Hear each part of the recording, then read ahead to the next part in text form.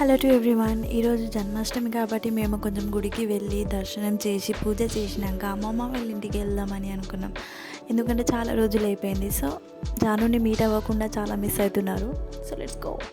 So మా mummy డీప్గా ఆకులు తినడంలో చాలా బిజీ అయిపోయింది. So let's go to అమ్మమ్మస్ house. Reach అయిపోయినాం, కానీ అమ్మమ్మ రియాక్షన్ నేను రికార్డ్ చేయాలని అస్సలు గుర్తుకే రాలేదు. అవును, ఒక విషయం ఏంటంటే మా వాళ్ళు అందరూ తెలుగులోనే మాట్లాడుతున్నావు, కొంచెం ఇంగ్లీష్ కూడా యాడ్ చేస్తున్నావు, హిందీలో మాట్లాడుతున్నావు, మాకేం అర్థమైతే లేదు. యాక్చువల్లీ ఐఎమ్ ఫ్రమ్ ఒరిస్సా, కానీ నా పెళ్ళి ఇక్కడ అయింది కాబట్టి నేను ఇక్కడనే ఉంటాను. మా వాళ్ళకి ఏం అర్థం కాదు. సో అప్పుడప్పుడు ఒరిస్సాలో కూడా మాట్లాడవచ్చు కదా, మాకు కూడా అర్థమవుతుంది, మేము కూడా ప్రేమతో చూస్తాం కదా అని అన్నారు. Let's talk in my language. భయపడకండి, నవ్వొస్తే నవ్వండి, but please like and share and subscribe.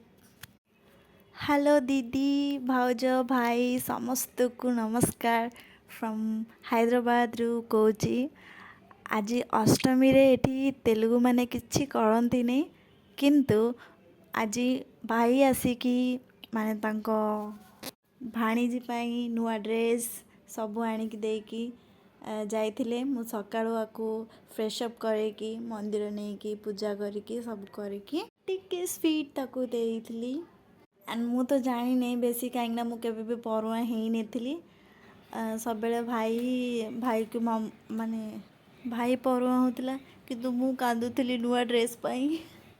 I think आज समस्त बेसी एंजॉय करुवे किंतु मु तो ये एकला. But thank you for supporting from there. एतिकी कहबी आउ केबे ओडिया रे कथा हेबी. ఓకే గాయస్, మీకు అర్థం కాకపోవచ్చు, కానీ మీకు నవ్వొస్తే మీరు నవ్వచ్చు, ఎందుకంటే నాకు తెలుసు ఇది నవ్వుతారు కొంతమంది మాట విని. భాష ప్రతి ఒక్కరిది అమృతం లాంటిది, ఎవరి భాష వాళ్ళకి మంచిగా అనిపిస్తుంది. సో కంపేర్ అనేది చేయకూడదు. సో మేము అమ్మమ్మ వాళ్ళ ఇంటికి వచ్చేసి చాలా ఎంజాయ్ చేస్తున్నాం. అండ్ జాను అయితే అమ్మమ్మని మర్చిపోయింది with in a second. Okay నేను ఇక్కడికి వచ్చాను అని చెప్పేసి ఫేస్ పెట్టింది. కొద్దిసేపటికి ఏం చేయాలో అర్థం కాక తనకు తానే ఏడ్చింది చాలాసేపు. దీన్ని ఆడుకుంది. అమ్మమ్మ కూడా చాలా మంచిగా ఆడిపించింది.